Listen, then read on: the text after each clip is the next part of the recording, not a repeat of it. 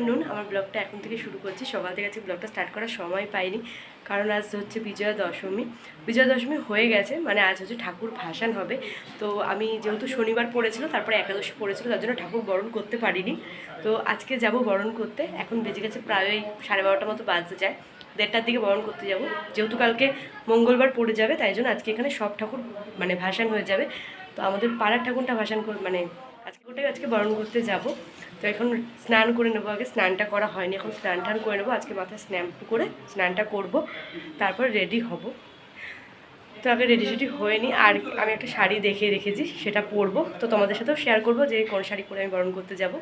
তো চলো, এবছর আমি বরণ করতে পারবো। আগের বছর তো অসুখ ছিল বলে বরণ করতে পারিনি, তো এই জন্য এক্সাইটমেন্টটা একটু বেশি যে বরণ করতে যাব। আর আজকে যেহেতু সোমবারও আছে আর দিনটাও ভালো আছে, মানে কালকে একাদশী ছিল, বরণ হয়নি।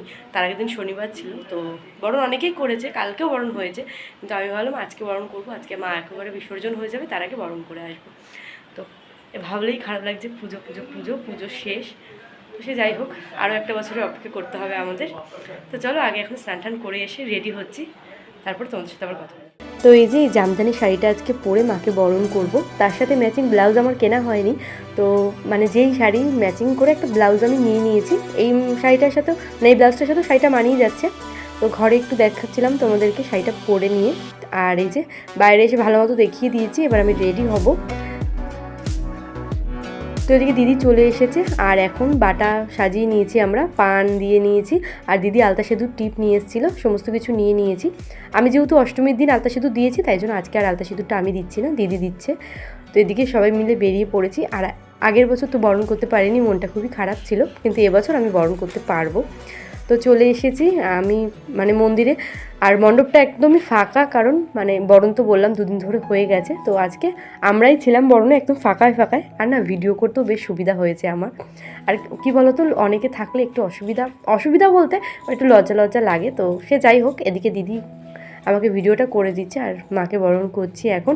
আমি না প্রথম বছর না বরণ কিভাবে করব বা অতটা মানে প্রথম বছর তো, তাই জন্য অতটা ভালো মতো করতে পারিনি, কিন্তু তাও করেছি। আর দ্বিতীয় বছর থেকে একদম ভালো মতো শিখে গেছি যে কিভাবে বরণ করতে হবে।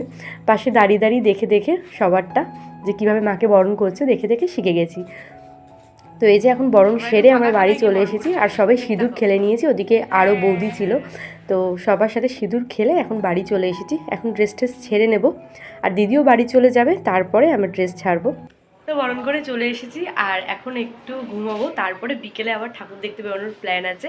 কারণ কি বলো তো, আজকে যেহেতু অনেক জায়গায় ভাসান হয়ে যাচ্ছে, তাই জন্য কিছু কিছু জায়গায় প্যান্ডেলটা ফাঁকা পাবো। মানে যেসব জায়গা দেখতে পারিনি আমরা, কালকে ভাসান হবে, কালকে রাত 12টার পরে, মানে বুধবার পড়ে যাবে, তো কালকে ভাসান হবে। তো সেই জন্য এখন আমি একটু ঘুমাবো, বিকেলে রেডি হয়ে বেরোবো। আমি, মা, বাবা যাব, আর মেয়ে যাবে। আমরা এই আশেপাশে মানে যে ঠাকুরগুলো দেখতে পারিনি, অনেক লাইন পড়েছিল, তাও 250-300 জন তো লাইন হবেই পড়েছিল। তো সেই ঠাকুরগুলো আজকে ফাঁকা ফাঁকা গিয়ে দেখে আসবো, আর তোমাদের সাথে শেয়ার করব। কী বলো তো, ভালো ভালো যে ঠাকুরগুলো হয়, সেগুলো ক্লিপেজটা মানে সেগুলোর ভিডিও আমার করা হয়নি। তো সে মানে করা হয়নি কি, প্যান্ডেল যেগুলো অনেক ভিড় হয়েছে, আর মেয়েটার জন্য লাইনে বেশিক্ষণ দাঁড়াতে পারিনি। আমার এই বছর কল্যাণীতে যাওয়ার ইচ্ছা ছিল, কিন্তু যেতে পারিনি, যেহেতু অনেকটা ভিড় হবে। তো আর 100 ফুটে দুর্গা দেখতে গেছিলাম চতুর্থীতে, তার জন্য আর কল্যাণীতে যাওয়া হয়নি। তো পরের বছর দেখি, পরের বছর ইচ্ছা আছে কল্যাণীতে যাওয়ার, হয় সময় তো যেতে পারবো। একটু মেয়েকে ঘুম পাড়াবো, ওদিকে খাওয়া দাওয়া করলাম টুকটাক, ওই ভাত ডাল আলু ভাজা, আজকে একদম হালকা পাতলার মধ্যে খাওয়া দাওয়া হয়েছে। তো এখন একটু শোবো, তারপরে বিকেলে রেডি হব। তো চলো একেবারে তোমাদের সাথে দেখা হচ্ছে বিকেলে।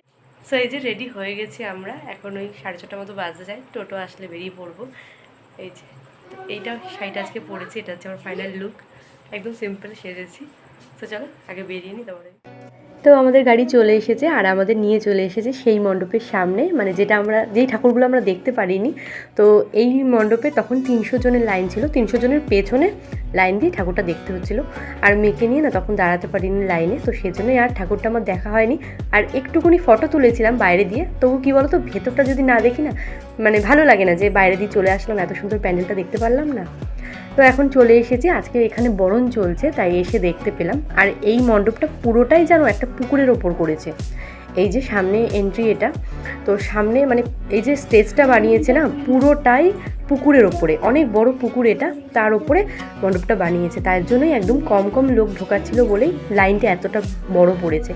আর খুবই সুন্দর করেছিল। আমি তো একদম মানে ঢুকেই আমার ভালো লেগেছে যে কোনো না কোনো ভালো মানে বড় প্যান্ডেল তো আমি দেখতে পেলাম, মানে লাইন দিয়ে যে ঠাকুর দেখে।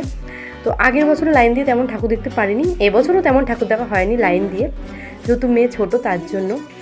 তো দেখে নিয়েছি। আর দশমীর দিন ঠাকুর দেখতে এই একটা সুবিধা, কী বলতো, লাইন ফাঁকা ফাঁকায় ঠাকুরগুলো দেখে আসা যায়।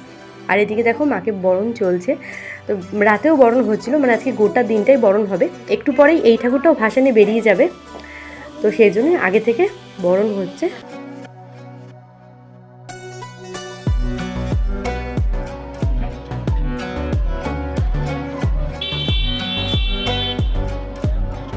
এখন আমরা বাড়ির দিকে যাওয়ার জন্য বেরিয়ে পড়েছি। আর তার মধ্যেই যে টোটো কাকু আছে সে বলল যে এখানে একটা ভালো বেশ অনেকগুলো ঠাকুর করেছে, মানে 75 দুর্গা করেছে, তো সেটাতেই আমরা এখন এসেছি। তো আমাদের নিয়ে এসেছে, বলছে এই ঠাকুরটা দেখে তারপরে বাড়ির দিকে চলে যাব। তো এখন প্রায় ওই 9টা থেকে 9:30 মতো বেজে গেছে। এমনিতেই আমরা দেরি করেই বেরিয়েছিলাম ঠাকুর দেখতে। তো এই যে ঢুকতেই একদম অনেকগুলো ঠাকুর পরপর রাখা, মানে এক একটা রূপ একটা ঠাকুরের। তো এই যে মেয়ে এখানে ঠাকুর দেখছে, আরও এতগুলো ঠাকুর দেখে না, তাই জন্য ওর দাদুকে দেখাচ্ছে যে কোনটা কি, জিজ্ঞাসা করছে যে কোন ঠাকুরের নাম কি। আর ওর বাবাও সেগুলো বলছে ওকে। আর এই যে পুরো ব্যারিকেডটা মানে অনেকটা জুড়ে, মানে অনেকটা জায়গা জুড়ে ঠাকুরগুলো করেছে, মানে সাজিয়েছে। তো এদিকে দেখো এই পাশে ঠাকুর আর আমার পেছনে, আর এখানে না গান চলছিল অনেক জোরে, তার জন্য আমি ভয়েসটা দিতে পারিনি। তো যে টোটো কাকু নিয়ে এসছে সেই বলছিল যে কোন ঠাকুরের কি নাম বা এখানে কোন ঠাকুর করেছে, তো আমি ভয়েসটা দিতে পারিনি। আর দেখেছো দশমীর দিনও খুব ভালো মতো এখানে ভিড় আছে, কারণ এই ঠাকুরটা দেখার জন্য বেশ অনেক লাইন পড়েছিল, তার জন্য আমরা এই ঠাকুরটাও লাইন দিয়ে দেখতে পারিনি। আজ একদম ফাঁকায় ফাঁকায় দেখে নিচ্ছি।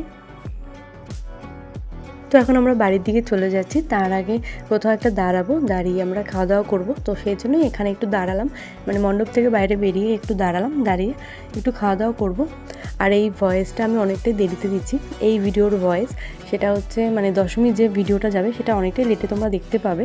কারণ কি আমি এখন শ্বশুরবাড়িতে আছি, আর আগের ভিডিওগুলো মানে আমি ভয়েস দিয়েছিলাম, সময় পেয়েছিলাম, সময় বার করে নিয়েছিলাম, কিন্তু তারপরে লক্ষ্মী পুজো আর ভয়েস দেওয়া হয়নি আমার তেমন। তো সেই জন্য একটু দেরিতে যাবে ভিডিওটা, তোমরা একটু দেরিতে দেখতে পাবে। তো এই যে এদিকে আমরা একটু রোল কিনলাম, বাবা একটু রোলের দোকানে দাঁড়ালো। তো এখন খেয়ে দিয়ে তারপর বাড়ির দিকে রওনা দেবো।